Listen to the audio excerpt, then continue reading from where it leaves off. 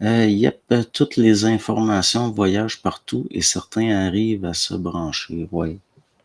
Mais là, est-ce que le but, c'est de se brancher à de l'information ou de se brancher à un niveau fréquentiel qui rend l'information accessible? Il y a une différence, là.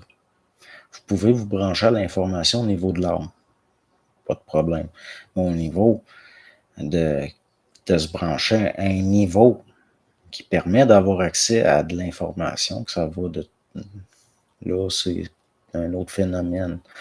C'est connexe, ça, d'accord, mais c'est mieux de se brancher à un état de perceptivité.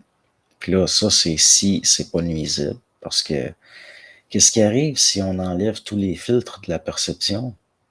La personne devient folle, c'est très dangereux. Parce que là, il y a tout et n'importe quoi qui est capté. C'est pour ça que je vous dis ça, je parle à un niveau de perception, pas nécessairement percevoir tout, là. Il y a des choses il faut cesser de percevoir, faudrait. Ça perdure depuis des millénaires, puis c'est des forces retardataires, c'est-à-dire, c'est pas que c'est dommageable au niveau collectif, ça fait partie de la programmation, mais au niveau de l'individu, là, ça devient autre chose. C'est pour ça, là, en tant qu'individu, vous voulez pas non plus devenir un canal de la pollution, puis que ça rentre par tous les centres, de partout, puis de tous les plans, parce qu'il n'y a personne qui peut gérer ça. Il faut que la gestion se transfère, mais on n'a personne qui pourrait gérer ça. Ça finit en psychose, c'est dangereux. On a besoin de filtrage partout, ben oui.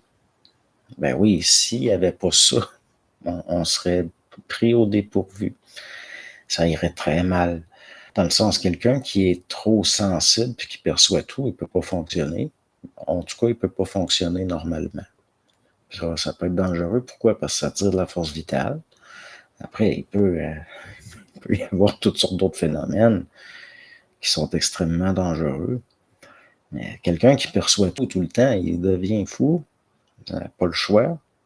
C'est pour ça, dans certaines peuplades primitives, le malade mental devenait le chaman. C'est, dans le fond, pas malade mental dans le sens clinique, mais malade mental dans le sens psychique.